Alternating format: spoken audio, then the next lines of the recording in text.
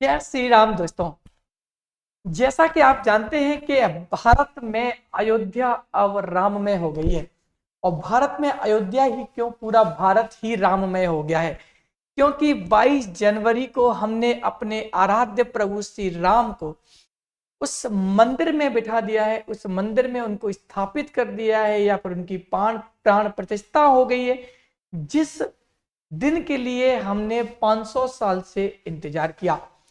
तो इसी प्राण प्रतिष्ठा को लेकर, या फिर इसी मंदिर को लेकर, इसी आस्था को लेकर, इसी भावना को लेकर आज मैं आपके सामने कुछ फ्यू पॉइंट्स लेकर आया हूं, कुछ बिंदु लेकर आया हूं, जो बताऊंगा कि राम मंदिर कैसे बना, राम मंदिर कैसा है, कौन सी उसकी शैली है, और उसको एक एक करके हम लोग डिनोट करते हैं। ठीक है बच्चों, चलिए। तो सभी लोग जानते हैं कि भाई राम मंदिर की स्थापत्य शैली को अगर हम लोग देखें, तो राम मंदिर की जो स्थापत्य शैली है वो है नागर शैली। किसकी बात कर रहे हैं हम लोग? नागर शैली की बात कर रहे हैं। जैसे कि आप लोगों ने एक चीज देखी होगी, दक्षिण भारत के जो मंदिर होते हैं वो द्रविड़ शैली के मंदिर होते हैं। ठीक वैसे ही हमने उत्तर भारत या फिर मध्य भारत में जो मंदिर देखा वो है नागर शैली के मंदिर। नागर शैली के मंदिर हम पहले भी कई जगह देख चुके हैं, जैसे कि खजुराहो के मंदिर भी नागर शैली के देखने को मिलते हैं। तो राम मंदिर की जो वास्तुकला है वो है नागर शैली में। सबसे बड़ी बात यह है कि गुप्त काल के अंत में उत्तर भारत में मंदिर स्थापत्य वास्तुकला की जो शैली सबसे ज्यादा लोकप्रिय हुई वो शैली थी नागर शैली।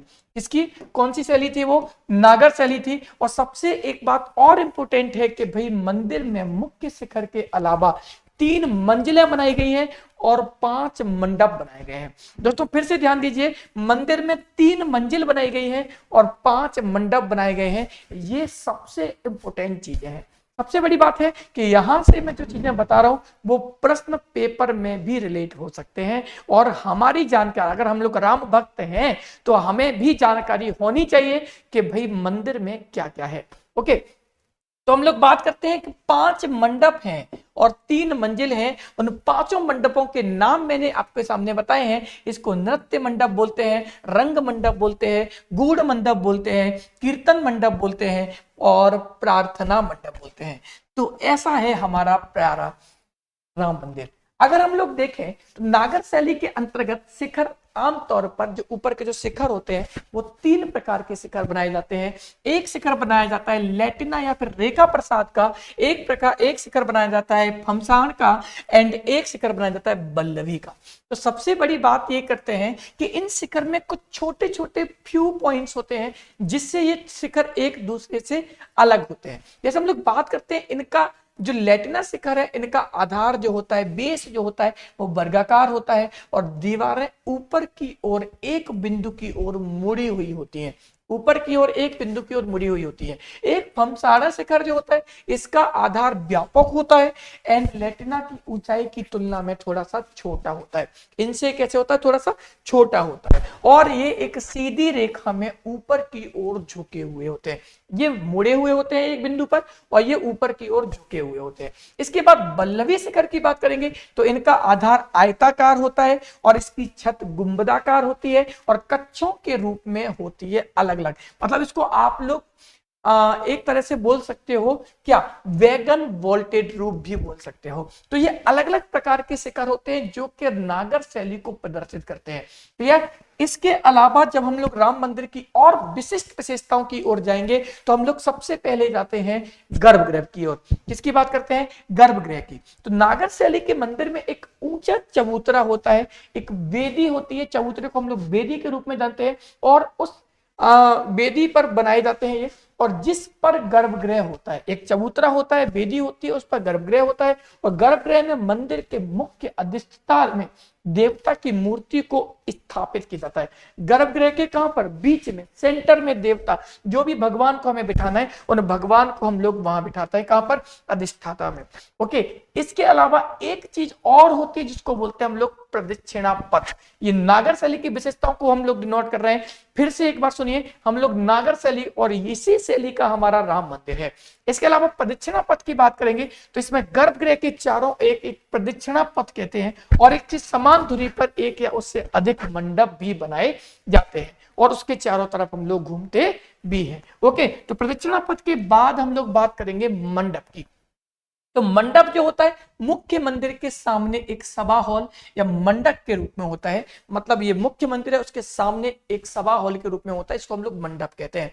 फिर हम लोग बात करेंगे शिखर की बात करेंगे, तो जो गर्भगृह होता है उसके ऊपर होता है शिखर। जो गर्भगृह जो होता है इसमें भगवान बैठते हैं, उसके ऊपर होता है क्या, शिखर की हम लोग देखो ये मंडप हो गया और इसके जस्ट पीछे हम लोग देखेंगे तो ये क्या हो गया बच्चों, ये हो गया शिखर हो गया। तो भाई नागर शैली के मंदिरों में शिखर भी होता है। इसके अलावा हम लोग बात करें कि जो नागर शैली के मंदिरों का सबसे विशिष्ट पहलू, याद रखना नागर शैली का मंदिर है और वहां शिखर नहीं हुआ तो फिर नागर शैली का विशिष्ट पहलू नहीं, नागर शैली का मंदिर नहीं हो सकता वो, ठीक है। इसके बाद बात करते हैं हम लोग आमलक की। तो शिखर का जो ऊर्ध्वाधर जो सिरा होता है ये क्षैतिज फ्लेवर डिस्क में होता है, और हम लोग देखते हैं कि भाई कि जो ऊर्ध्वाधर सिरा एक डिस्क में होता है, जो क्षैतिज होता है उसको हम लोग आमलक के रूप में जानते हैं, और इसकी जो आकृति होती है वो कैसी होती है, गोलाकार होती है। वो कैसी होती है, गोलाकार होती है। ओके, इसके अलावा हम लोग देखते हैं कुछ इंपॉर्टेंट फैक्ट, जरा देखते हैं। तो स्थापत्य कला में पाल उपशैली, ओडिशा उपशैली, खजुराहो उपशैली एंड कश्मीरी उपशैली तथा सोलंकी उपशैली को नागर शैली की प्रमुख उपशैली के रूप में देखा जाता है। इसके अलावा नागर शैली के प्रमुख मंदिर देखेंगे तो देवगढ़ का दशावतार मंदिर, भूमरा का शिव मंदिर, कंदरिया महादेव मंदिर, मोडेरा का सूर्य मंदिर, लिंगराज मंदिर, मार्तंड सूर्य मंदिर, ये सब मंदिर नागर शैली के उत्कृष्ट उदाहरण आपको देखने को मिलेंगे। तो बच्चों ये देखा हमने, चाहे आप लोग एक तरह से भक्त हो, चाहे आप लोग कोई स्टूडेंट्स हो, या फिर देखो जो भी स्टूडेंट्स होंगे वो भी कहीं ना कहीं राम भगवान के भक्त होंगे। तो भाई एक बार सबको मेरी तरफ से राम राम, और इस वीडियो को ज्यादा से ज्यादा फैलाइए, क्योंकि अगर आप लोग राम मंदिर के बारे में अपने लोगों को बताना चाहते हैं कि हमने राम मंदिर में क्या क्या प्रयोग किए हैं, तो उस प्रयोग के बारे में अगर आप लोग को जानना है तो आपको ज्यादा से ज्यादा ये वीडियो शेयर करना है, और ऐसी ही जानकारी के साथ, ऐसी राममय संघर्ष के साथ मैं आपको साथ आगे मिलता रहूंगा। धन्यवाद।